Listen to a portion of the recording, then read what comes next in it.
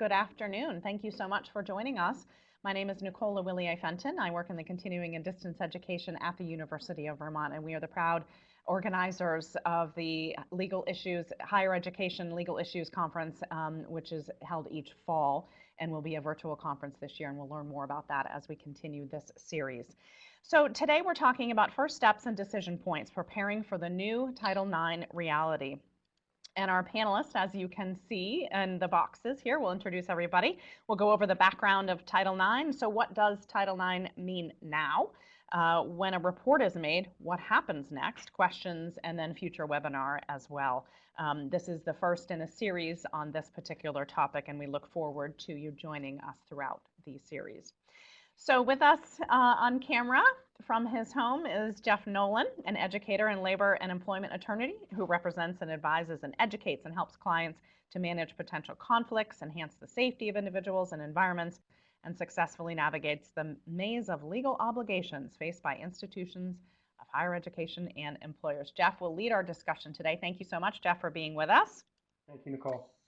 Joining Jeff is Marjory Fisher, the Associate Vice President of Columbia University's Title IX Coordinator, responsible for monitoring the university's policies and procedures for resolving sexual and gender-based misconduct, harassment, and other complaints under Title IX. Marjory, we're super happy to have you joining us, and thank you for taking the time today. Also rounding out our panel discussion today, Ms. Elizabeth Conklin. Since 2011, Elizabeth has served as University of Connecticut's Associate Vice President for the Office of Institutional Equity, as well as UConn's Title IX Coordinator and ADA Coordinator. Elizabeth is responsible for overseeing each of OIE's areas of focus, including discrimination and harassment investigations, campus-wide trainings for diversity awareness and sexual harassment prevention, among many other things. I think Elizabeth is very busy. So thank you all for being with us today. We're super happy to have your insight, and I'm going to toss this over to Jeff as he leads us in this discussion. Just, Jeff, one quick note for everybody who's watching on YouTube today. Please put your questions into the chat box on YouTube. I will then collect those questions and share them over with the panelists. So we'll try to get as many questions as possible. We are recording this presentation and we'll share it out to everyone who has RSVP'd. Logistics are over. Jeff, take it away. Thank you, Nicole. Thank you so much. And thanks to Margie and Elizabeth for being here with us. I've really been proud to be part of the UVM conference for many years now. I'm on the advisory board, and I'm really happy that the university has stepped forward to bring this information out in a series of increasingly in-depth questions and webinars that we're going to be raising and moving forward with. This slide is one of our few that really begins to try and capture the anguish, the politics, the contradiction, the concern, in some quarters, the happiness that people have over these regulations. But for sure, there has been a lot of controversy over them. There will continue to be controversy with lawsuits that have already been filed against them, seeking injunctive relief to prevent them from being enforced by the department. And Vice President Biden vows quick end to the sexual misconduct rule if he's elected president. All of those things will play themselves out in the judicial and political realms. But in the meantime, on campus, we need to be focused on an August 14th implementation date, and there is a lot of work to do. So what we wanted to do was have me talk about a few things around the new regs and then get a lot of insight from our very skilled colleagues, Margie and Elizabeth, around what they're seeing in the world of their campuses and other campuses that they know about through their work with other Title IX coordinators as the first steps, as the things you need to be doing right away in this environment where we need to have some decisions made by our campuses based on our ethics, our approaches to these issues, so that we can better inform what we need to do going forward as we write policies that have got to be in place on August 14th, which, given the breadth of what we have to do, is going to be challenging. So if you are asked on your campus to be engaged in conversations, as Elizabeth and Margie are going to talk about, please step forward, because this is something that we really need everyone's input into if that's how the process works on your campus. There has been a road that is rather long to these new regulations. Back in September of 2017, it was made clear that this department was not comfortable with the directions taken by the prior administration's Department of Education around sexual violence issues. The to your colleague letter from 2011 that those of you who follow this know well, and the Q&A document from 2014 were withdrawn. Guidance was issued, some of which is frankly reflected in the final regulations, so it is a long road to finalization. Some of it stayed, some of it didn't. What we saw in November of 2018, proposed regs. Those received an enormous amount of attention and commentary, over 124,000 public comments posted to them, and the department then had the obligation to respond to all of those comments. And they did so, at least intended to do so, through a document that double-spaced is over 2,000 pages, formatted for the Federal Register is over 550 pages. So there really is an attempt there to respond to everything as the Administrative Procedure Act requires them to do, to avoid successful lawsuits and to explain themselves, but also to provide some insight into what the regulations mean, which is helpful to those of us who get into the weeds of it, and we can try and share some of that insight with you if you have specific questions as we go. But again, August 14th is a hard date. The department referred to the fact that COVID-19 was going on, and basically the perspective was, well, we could have made it as short as 30 days. 60 days is pretty common. We bumped it out a little bit because of COVID-19.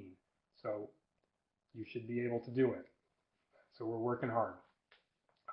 One thing that we need to realize that because these issues have been so politicized, we sometimes, and it's viewed as sometimes a women versus men thing, and an administration supposedly favoring the needs of people who identify as women over those of people who identify as men. We are not really focused on that in the day-to-day work that we do. Just because the majority of reported incidents involve cisgender heterosexual women as complainants and cisgender heterosexual men as respondents, that is not the reality of the world of sexual assault that is actually occurring in our society. And what we are focused on is addressing misconduct, not taking positions for or against one gender identity or another. So we need to always focus on that and focus on the continuing need to be fair with what we do, because that's really what matters.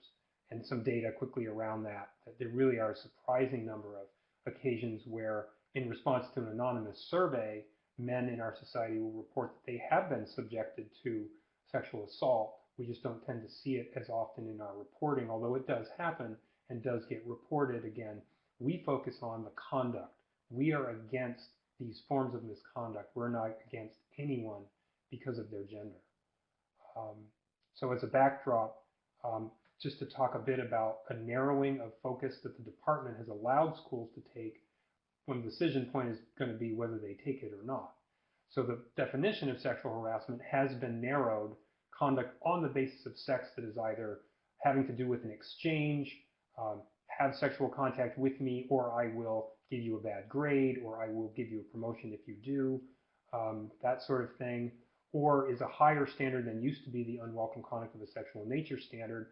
It's determined by a reasonable person to be so severe, pervasive, and objectively offensive that it effectively denies access to an education program or activity. That is a higher standard that the department has now implemented as its view of what Title IX prohibits. It's consistent with U.S. Supreme Court precedent, and they wanted to sync those two things up. But they've also added, during the rulemaking process, dating violence, domestic violence, and stalking.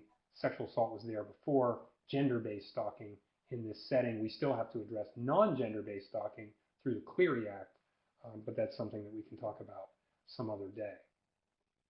However, the department makes clear in the preamble that just because they say this is what sexual harassment is under Title IX doesn't mean that a school can't go forward and address things that are below the threshold that we've listed, or are something like sexual exploitation, using or sending video of sexual activity that was maybe taken consensually but is not being shared consensually, for example.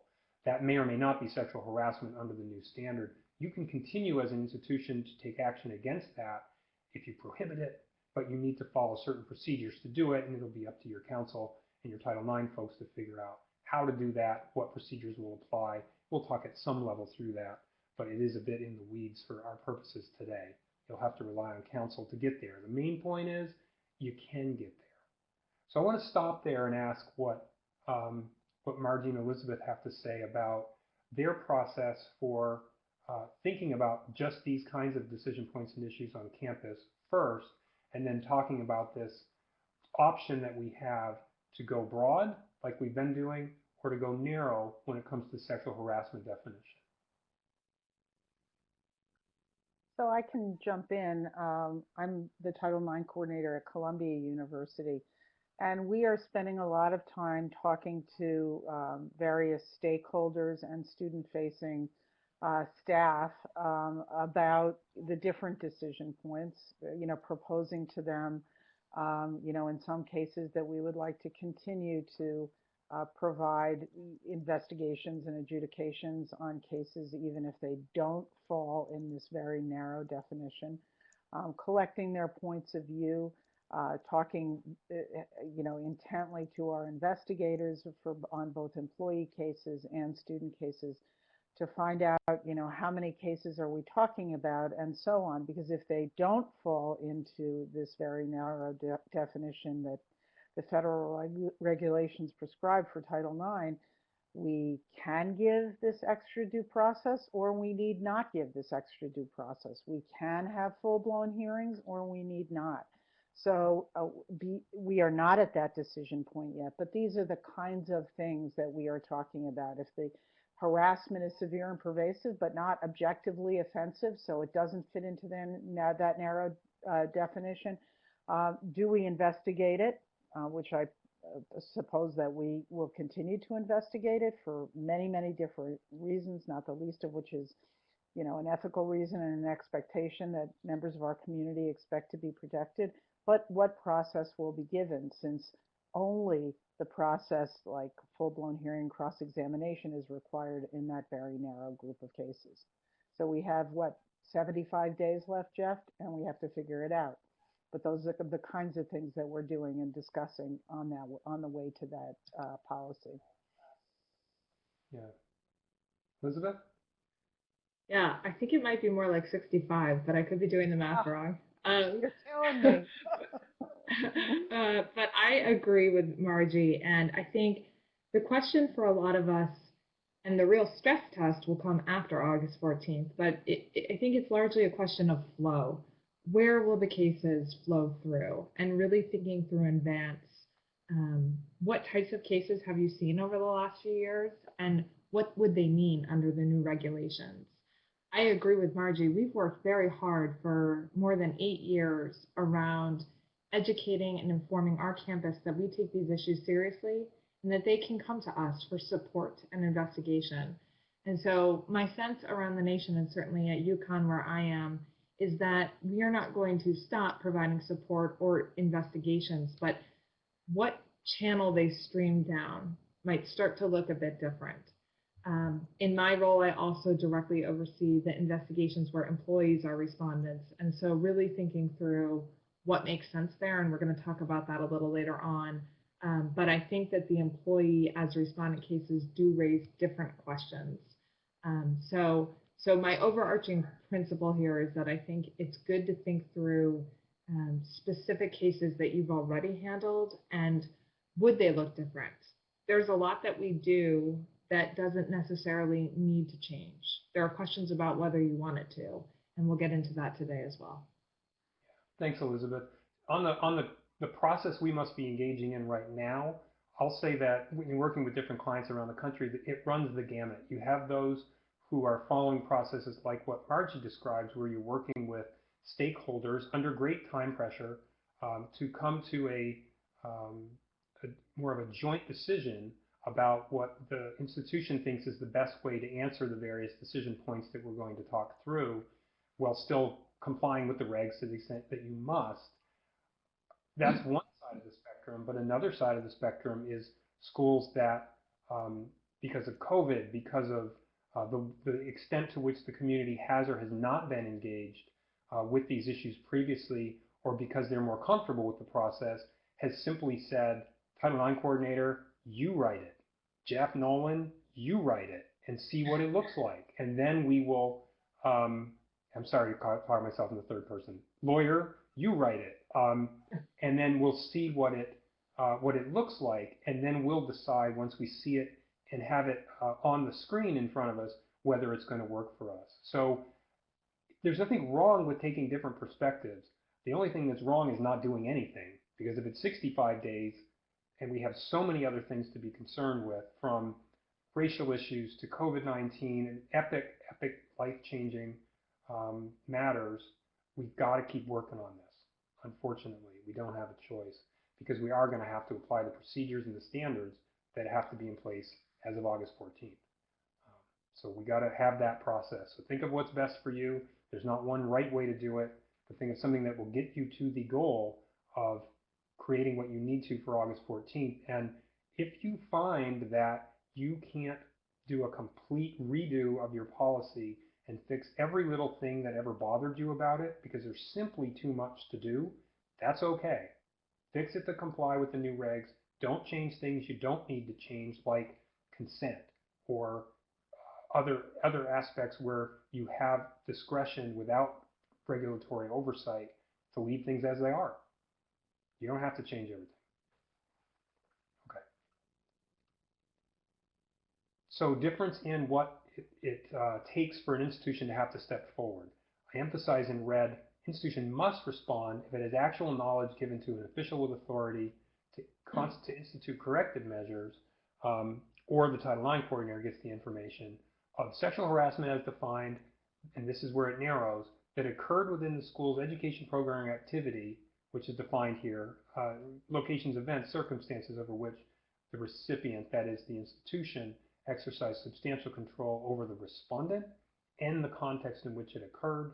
That's fact-specific inquiry in the United States, so not in the study abroad context, and that's because of statutory language we'll get into. So one of the things that we've worked hard on, and one of the things I'm anticipating Elizabeth was speaking to, over the last 8 years, we've in many instances educated a lot of people on our campus that we want them to come forward and share with us information that they have about potential sexual misconduct, so that we can offer support and go forward with adjudication if that's appropriate and necessary. Schools now have a decision point to look at that question and say, well, do we want to continue to define responsible employees broadly and require as a matter of institutional policy that they bring information forward, even if the department is now saying you don't have to do that. And I will say the department has said that in their view, the prior administration's focus on its responsible employees had the untoward effect of moving forward in cases where complainants did not want that to happen, and that in and of itself could show reporting and not be appropriate in a given circumstance. So that was their view of it, and they've certainly moved in a different direction. The question for us is, are we going to toss that training and knowledge? Are we going to keep it as a risk management matter because we'd rather know and have people come forward? Elizabeth and Margie, what do you think? Start with Elizabeth, just for variety. Sure. So, don't hold me to anything I say today, because as part of our process, we have some key stakeholders that still need to weigh in. But the initial conversations I've had with the really core internal working group, and I should mention, we have one of those, and folks who are really focusing on the student piece and the employee piece, and they're talking to each other, but they're a little different. But our instinct is to retain responsible employer reporting obligations because of the need to ensure that we're providing appropriate resources, doing trending, and really know what's happening on our campus, and for things that go well beyond Title IX. And I think the events of the last couple of weeks speak to that as well, and the need to really be mindful of the intersectionality between some of the issues that we're seeing. So our strong instinct is to retain that. I will also say, though, I think it's a good time to assess, are there pockets on your campus where responsible employee reporting seems to have chilled folks coming forward, or seems to have had the adverse impact of taking away a safe space? And so I imagine campuses maybe having discussions about perhaps considering exempting places like cultural centers and women's centers from reporting. Maybe centers that were required to report and then after the 2011 Dear Colleague letter became responsible employees.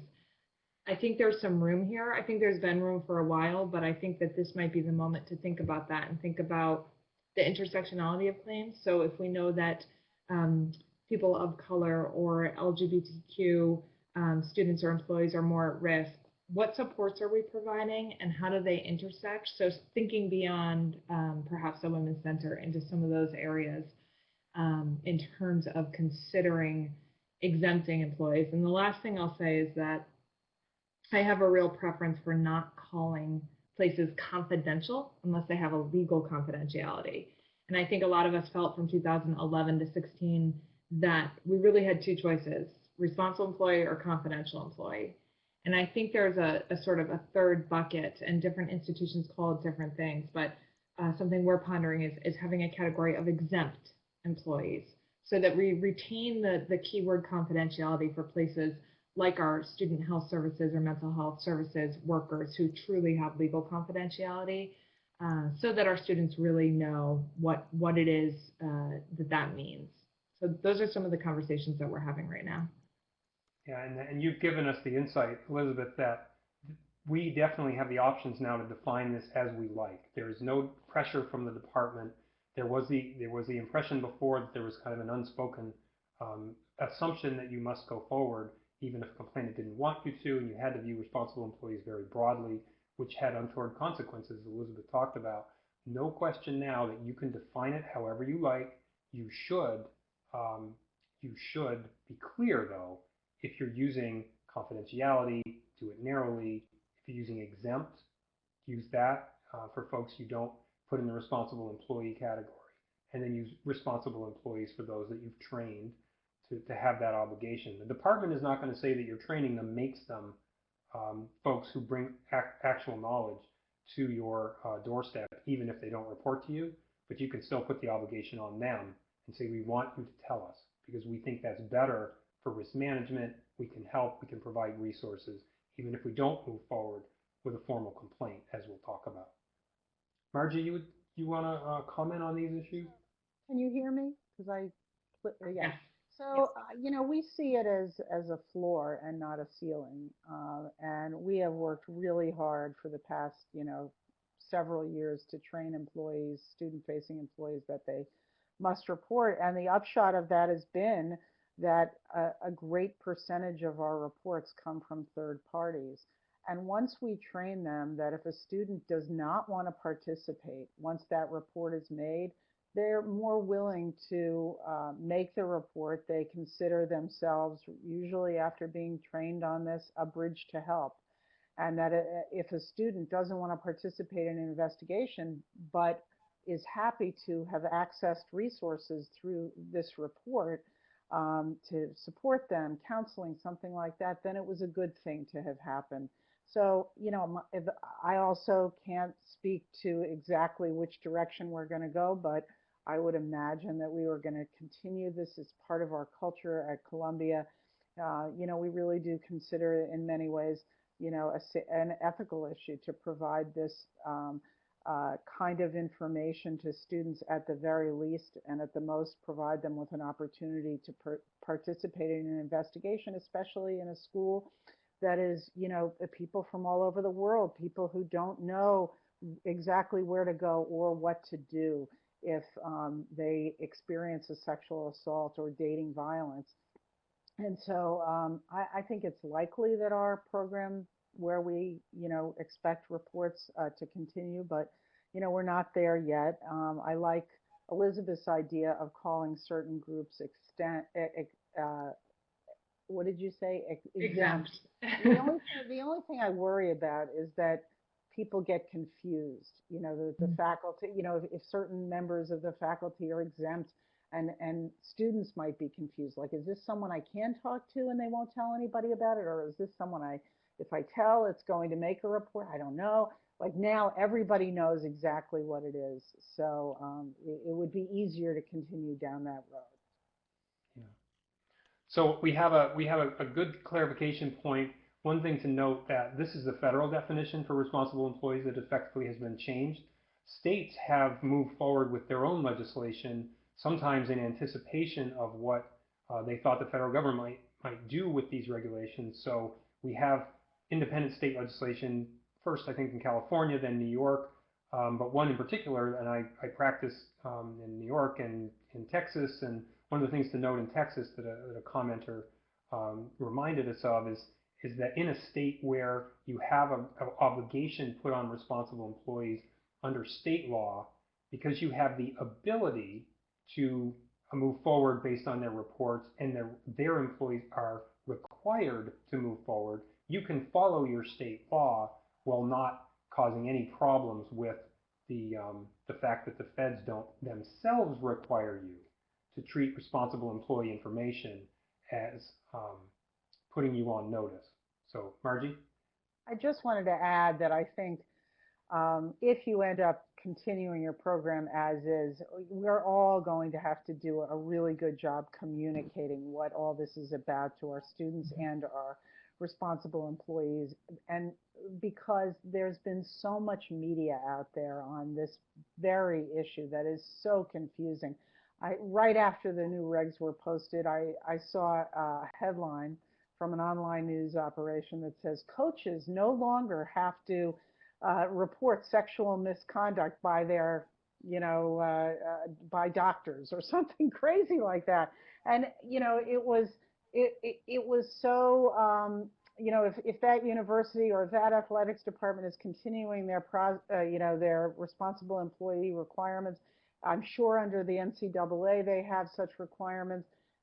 It's something that people might read and think, oh, that whole program is over. So I do think it's important for all of us who are in this space to take very seriously our role as communicating exactly what we end up deciding. Because I think if you're reading the papers, it's for people who haven't read the 2033-page preamble and the regs, they may misinterpret something and write a headline like that.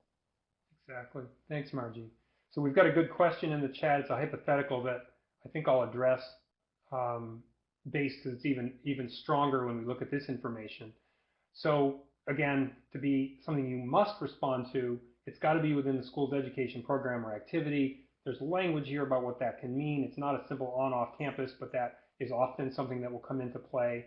But it could be off campus and related to education program activity if the school had owning of the premises, or there's a connection through a fraternity sorority location as a recognized organization, or they funded, sponsored, or promoted the event. That can all be part of it. But if it's truly outside of it, even if it's sexual assault as defined in your policies, you don't have to address it through your Title IX sexual harassment policy, because the department doesn't view that as being part of your education program or activity. So again, though, the department emphasizes just because we're not making you address this outside the program, often off-campus misconduct, doesn't mean you can't.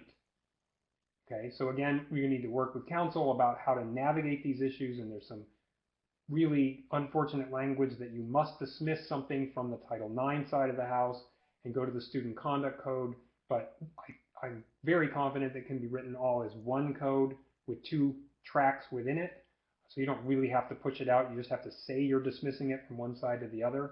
Again, talk to counsel about the weeds of that.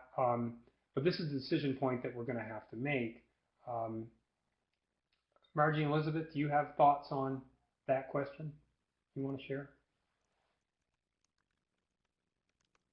I think it's really important not to make students feel that because it's in the alternative chute or track that it's somehow lesser.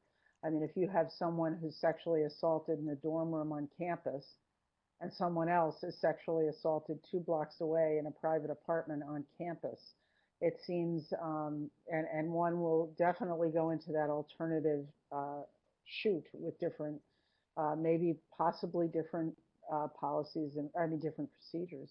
I think it's very important that we clearly communicate that these are cases where we, extend our protection and our support to every student who experiences something like this, where it may affect their access to their educational program or activity.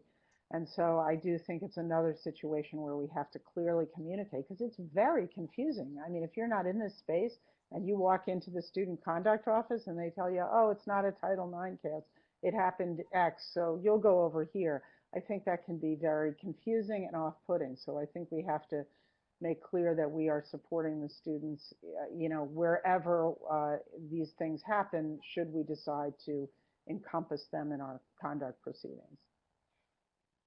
Yeah, and I would just offer that I think that my thinking on this has evolved as I've dived into the all 2033 pages. I can't say I've read every single word, but as I endeavor to do so and think about really how does this play out, I think my initial thinking when they first came out was we will channel as few cases through these as we need to.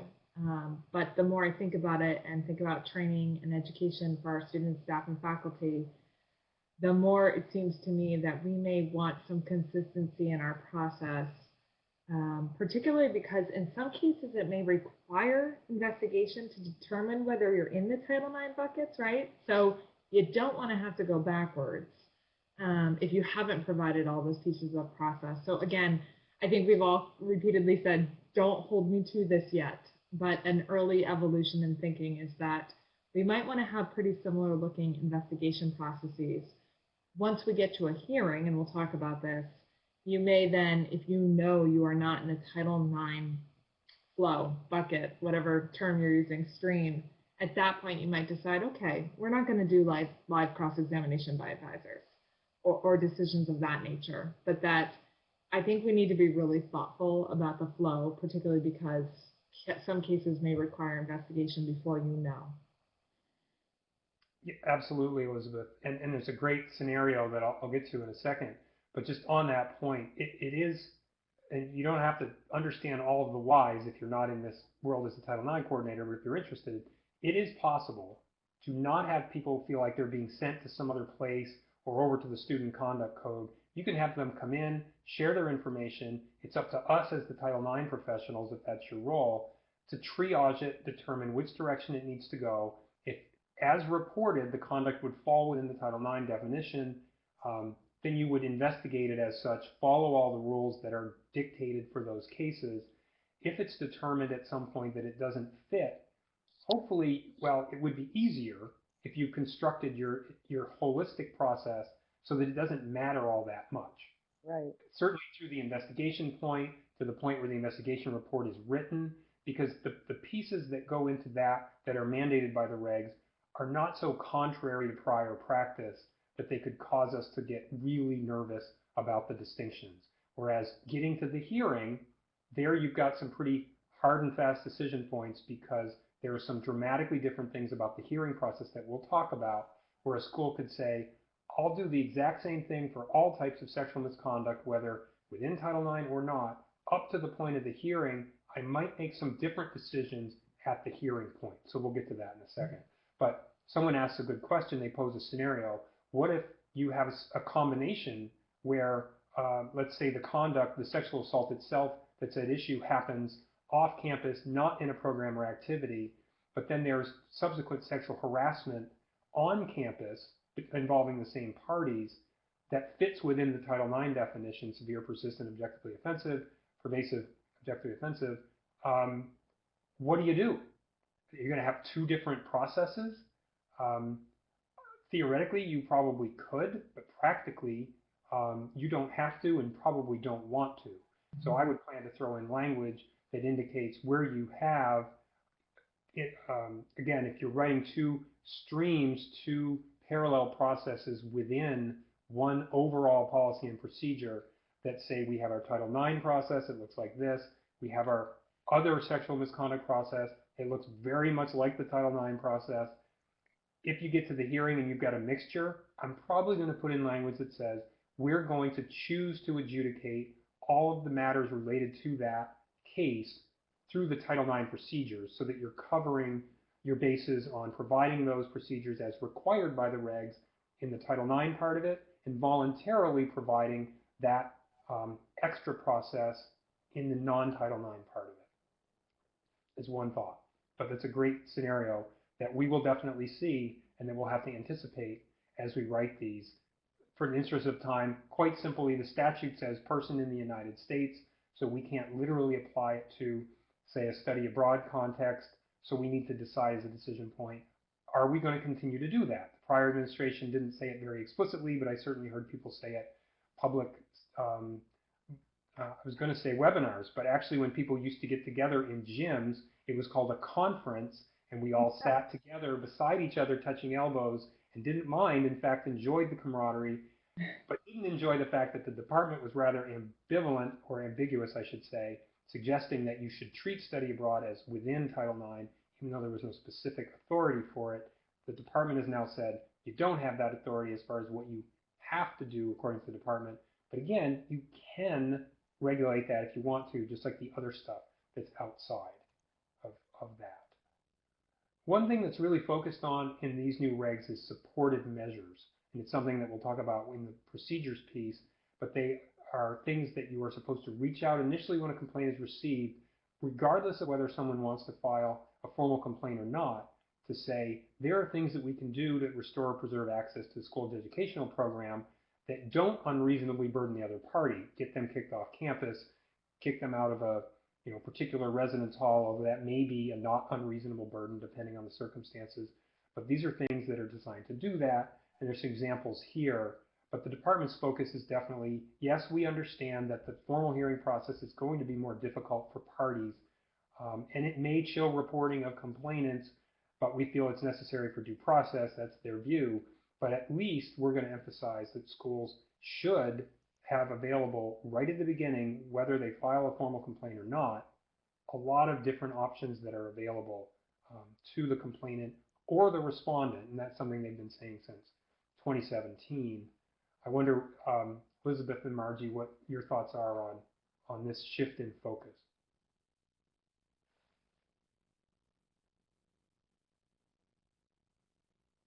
So I can speak a little bit to that. So I think that we have been giving a lot of thought.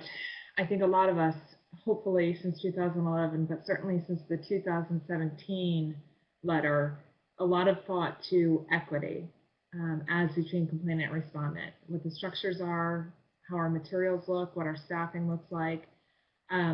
We have a group of Title IX coordinators in Connecticut that meet, and we were just having dialogue yesterday on our listserv around the question of equity for respondents and the idea that equitable does not mean equal, and that complainant needs might look different than respondent needs. It's really interesting to me. I think it's in the preamble, it states it several times, but they talk about that we need to provide support to complainants, and for a respondent, a fair process looks like a fair grievance process under 106.45. So they acknowledge at multiple places in the preamble, and anyone's welcome to reach out to me. I have the page sites, they're just not in front of me, but multiple points throughout the preamble that what fairness looks like may look different based on status, even so far as saying in the preamble, it doesn't have to be exactly the same because complainants and respondents have different needs. And a respondent is not a Title IX respondent until a complaint has been filed formally. So I think that we can continue to tailor services to our complainant respondent communities that may look a bit different, but we do need to make sure that they are equitable, and that that doesn't necessarily mean equal, but that there's some general equity, particularly when a complaint's been filed. And so, there's a lot of different ways to do this. We, on our campus, a lot of the heavy lift of that is undertaken by our Dean of Students office, which allows some of the support to be separate from the investigations that are run by student conduct and my office, institutional equity. I think that works really well. The decoupling of support from investigation has, in some ways, freed our investigators to do their work. They're engaged in the dialogue, but they're not the ones making those decisions. Again, all campuses are different. Small campuses there's people wearing a lot more hats. I have the luxury of being on a large campus where people can wear different hats, and we can have some designated people who are skilled in working with respondents, and then other designated people that are skilled with working with complainants. And I understand not all folks are sizable enough to have that luxury, but I would encourage us to be thinking about continuing to provide resources and remembering a lot of the complainant resources you're probably providing now are cases that would not fall under Title IX under the new regs. So the regs don't change that commitment you have to your students' well-being. So those are some of my initial thoughts. I think that we have to be really conscious of this, excuse me, particularly where, many campuses that I work with in New York City have pretty extensive, rape crisis type centers and specific offices for counseling victims, and they don't work with respondents. And so the question is, how can we provide that kind of support? Because we are, and I believe that, we should try and support both parties through some mechanism, whether it be a specific office that handles that, those parties themselves, or deans of students, counseling and psychological services, but just to make sure that both parties have access to something like this, despite the fact that you may have a crisis office that is only available to victims of sexual assault. I also think that one of the measures that we all may be implementing are no contact directives. But in the small print, it basically says that they have to be reciprocal unless there's a pending court order.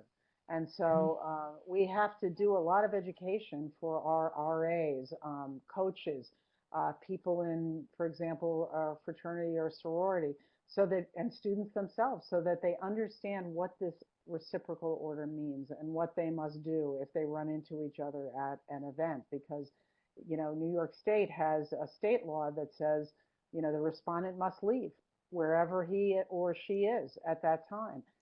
The regs say something different. So I think that we have to think about all of these things, and I agree that, we have to have front and center in our minds equity. And equity doesn't mean, like Elizabeth said, that everything is the same, but we have to have something to provide to both. And that means when two people are in a class together, two people are on a team together, we have to figure out a way so that until there is a decision in the case, that neither of them are losing everything. Yeah, clearly there's no provision other than an emergency removal looking at safety, specific language about emergency removals. There's no provision for interim suspensions, and that was very much something that was done 2011, 12, 13. I think a lot of schools felt like if they didn't move forward with that, the Department of Ed was going to look very disfavorably on them. That is very much discouraged under the new regulations. There really needs to be, if there's not a determination of specific harm, risk to folks, then that's not something you should be entertaining as an option, which is a different procedural thing we don't need to get into. But one thing, there's a specific language along the lines of what both Elizabeth and Margie have been saying in the preamble around somewhat equivalent, but not necessarily fully equivalent. You don't, for example, have to provide a center that focuses on addressing the rights of respondents in cases of sexual violence where they've been reported to have engaged in it, the way you provide a similar office for people who report that they have been subjected to it. The regs specifically say that. So, but you do have to be thoughtful, as both Elizabeth and Margie have said, about, well, if asked, what are we going to say that we provide as supports? Is it actual access to a counseling center that can take the appointments of a respondent who wants to have a confidential conversation about how this investigation experience is affecting them? That seems pretty reasonable as a parallel, and a lot of schools have been doing that for some time. A lot of focus on training, and there's a lot of detail about what folks have to be trained on, and there's specific revisions now about posting any materials used for that training, that schools need to be able to post that, and if they've used in the past proprietary training that vendors have copyrighted and don't let the school post, then they need to negotiate new deals going forward. And because they're going to have to be able to create or get permission to post what they are using on a prospective basis. And here's just some examples of what you have to train on. The department was clear, and I was glad to see it. I've been working on issues around trauma-informed investigation techniques and training folks in using them and for some years, and there's a lot of great work being done in that area. And the department did cite this work, which focuses on how to do that fairly, I think 8 times in the preamble, in response to arguments from some commenters to the effect that trauma-informed approaches are necessarily unfair or biased toward complainants. That does not need to be the case, and that's not accurate. And they can be done in a way that's fair to both parties. And these papers reflect that and go into some analysis of it. And the department validated that because they responded to those commentators by citing the papers. I think our last in the series of these webinars, we're going to address those issues in a lot more detail. Okay, procedural questions. I'm going to do this quickly because I want to leave time for questions. Make sure you type in questions to the chat box because we're going to wrap up on time at 4:30. But if we have some queued up, we'll answer as many as we can. And you can also call us offline, but we'd rather everyone get the benefit of the good questions that you're no doubt going to ask. So if you get a report, this is your first obligation. Make contact with the complainant. Whether the complainant comes forward, whether somebody else comes forward, whoever it is, you've got to contact the complainant. Title IX coordinator or designee has to contact the complainant to talk about, we can provide supportive measures to you. What are your wishes in that regard? If you wish to file a formal complaint, you can, but you don't have to do that in order to get supportive measures. And this is how we would go forward if you wanted to file a formal complaint. So that's a conversation that must be had in every case. As folks that are going to be doing and overseeing those, I'm interested in what Marjory and Elizabeth think about this aspect of the procedural mandates. Go ahead, Elizabeth. So one thing, and Jeff is one of the people I've been talking to about this, but when I read this section of the regs, and I started there, and I think most people in the audience have probably read them, but if you haven't, or you have administrators who haven't, the actual regulations begin on page 2008. So just a quick tip, in case you haven't dived in yet, I'd start there and read the actual regulations first. That's where I started, and it jumped out at me how many times it noted that the Title IX coordinator must do all sorts of things. We're a campus with over 30,000 students, undergraduate and graduate, 1 Title IX coordinator, I had 2 deputies, but the idea that I would do this in every case was a little head scratching. There is specific language in the preamble. Thank you to Jeff for pointing me to that. I believe it's pages 1602 to 1603. Very helpful if you haven't looked at it. It talks about the institution's discretion to assign staff as necessary to get this done, that designation can occur, that ultimately Title IX obligations are the institution's burden, not the Title IX coordinator's burden, which makes sense, right? So you should designate whatever employees you need to effectuate this, but I started wondering, wow, are we all going to need to have, 87 named Title IX coordinators? That's not our structure. And so what we do plan to do is have a memorandum outlining the duties of a Title IX coordinator that are outlined in the regulations, and to the extent they are designated to places like our Dean of Students office or conduct, or in some cases our hall directors, that be noted, so that we can sort of check the box that we're complying. And the last really practical thing I'll say is, for those of you who are not yet speaking closely with your counsel, NACUA, the National Association of College and University Attorneys, has put together a regulations grid. I am relying on that every day. I think it's one of the best documents out there. And so if you don't have this already, I'd ask your general counsel's office. The updated one is, I believe, 93 pages. The first one was shorter. You want the long one. But it has a lot of shortcuts to the sections of the preamble that deal with specific questions, including this one. So I think that with respect to the specific pieces that the Title IX coordinator must do, I think on most of our campuses, I suspect that these contact steps, these first steps look somewhat familiar. So I think one other very foundational principle as you're working your way through these is you're probably already doing a lot of what the regulations say to do. So we're literally checking the box on the 92-page grid of the things we already do, which is a lot. So I think for most schools, this might not look that new. So just to piggyback on that, we have case managers. They're not attorneys and they're not investigators, but they already exist, and they are the first people who meet the complainants to do everything on this bullet list. And then when it looks like it's a case that's moving in the direction of an investigation rather than alternative resolution, they meet the investigators at that point and get a more detailed picture of what an investigation will look like. It's a fantastic program, and I worked before I got to Columbia as a consultant, so I traveled to a lot of different universities who didn't have that, who had one person, either with 10 hats or one Title IX coordinator. And it was just so hard for them to manage this piece plus the investigative piece. And so I highly recommend thinking about that. It could just be someone who's, you know, kind of a student affairs-y kind of person who's kind and open. And, you know, we have a couple of them, and some of them handle the complainants' cases, and the other group handles the respondents' cases. And, you know, they are both getting the support that they need, and they get this basic information, and they walk away with things that they can look at midnight if they want to and think about what direction do I want to go in. So I agree with Elizabeth that all of us are probably doing something like this, but I found that this is a fantastic opportunity for someone who's interested in the subject area, but also has a student affairs background. Yeah, absolutely. You're going to have to rely on folks, even on small campuses, because there's a lot here to be done for sure.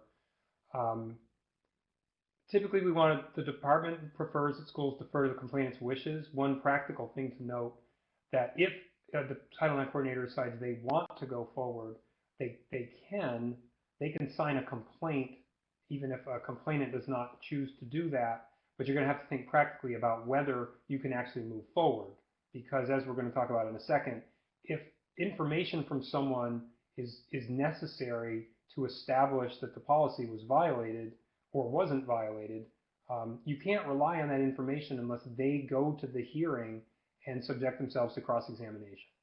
So that is a hard and fast rule. The department doesn't vary from it. So if you're looking at the situation and saying, well, I feel I would like to go forward as a Title IX coordinator for the better environment of the school, but the complainant is clear that they will not participate and will not come to a hearing, it may be practically very difficult to move forward unless you have evidence from a third-party witness or video or something like that you can independently use. So that's going to be difficult to do. I'm going to skip over this because it'll be in materials, and I anticipate we'll be able to share them, keep the slides shared with you. So I know it's fine with me, so contact me if you need the info, whether it's these particular slides or other ones that I've created that are very similar. But a lot of equality in the procedures is emphasized.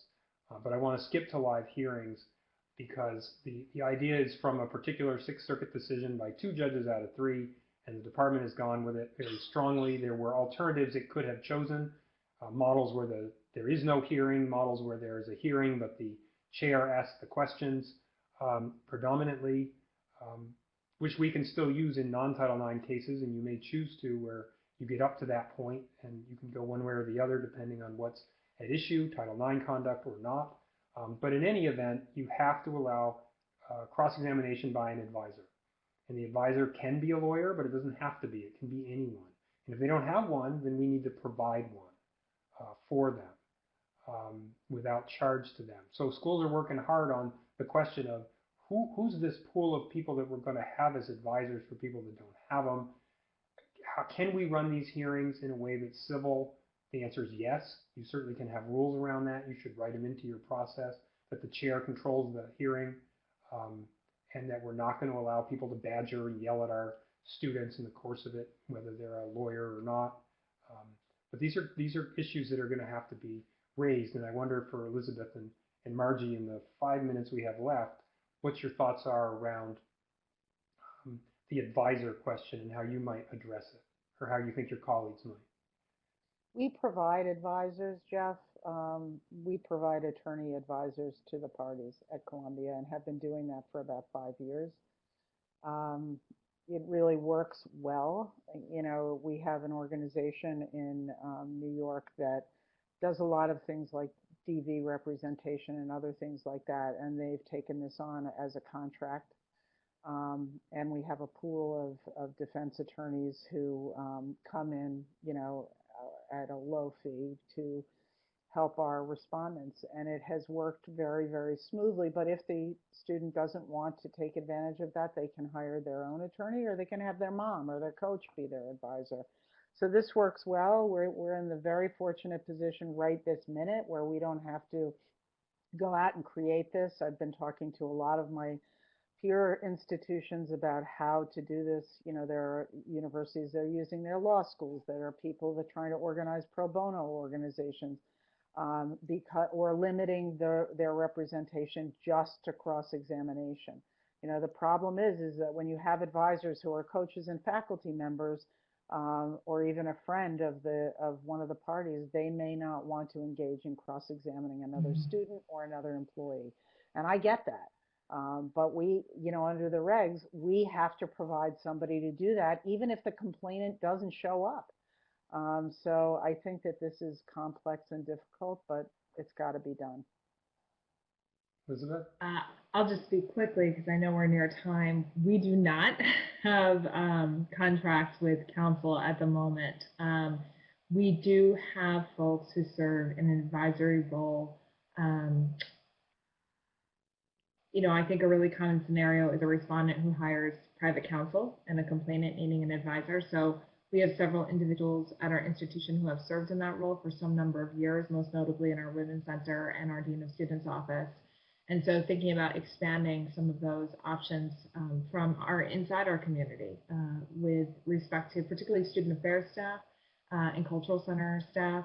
An interesting question for us is employee cases, providing advisors there. So I'm on a 95% unionized campus, so many of our employees utilize their union representatives, but really thinking through having advisors for students when an employee has a union representative and a student historically in our employment process doesn't necessarily utilize an advisor. So thinking through who would be best situated for that. We're thinking about various faculty and staff across the university who for reasons related to their work with our office are familiar with our process. And then I think the schools that are thinking about working with their law schools, that's setting up a law clinic or things like that, I think there's some potential viable considerations there.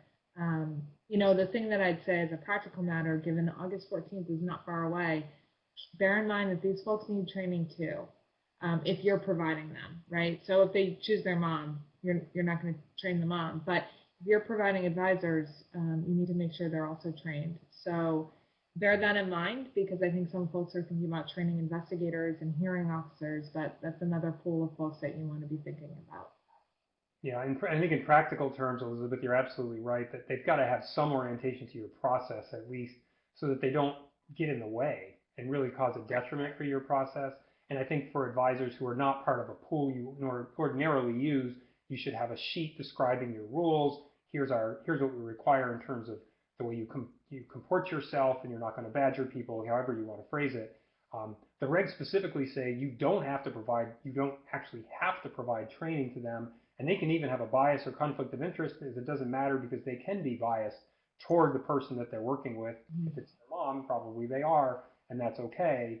But in any event, practically, you've got to orient them to your process, or they're going to get in the way and cause even more harm than good. The good news is we are going to address these issues in depth in subsequent parts of our webinar series. We're going to talk about hearings. We're going to talk about employment issues. We're going to talk about training issues in more detail. So we're going to have that opportunity to have that conversation with folks who log in. I was so glad to be able to have this opportunity to talk about where we are right now, the processes that we should be following to get buy-in and information from those on our campus who care about these issues. And if we don't have that, well then we're at a point where we can move forward on our own.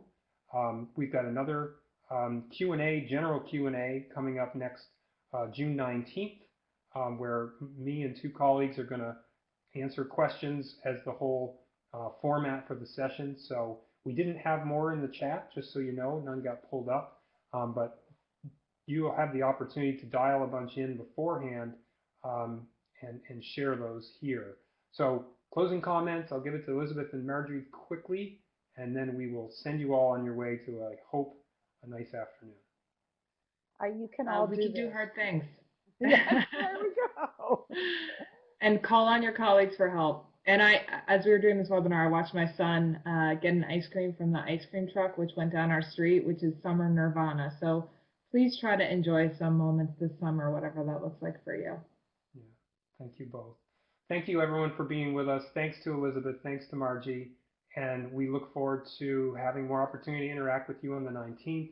If you've got specific questions for us, our contact information is either easily Googleable or somewhere in these materials. So keep the questions coming. And we, again, thank you to UVM and for the Legal Issues in Higher Education Conference for bringing us all together. And thank you, Nicole, for moderating.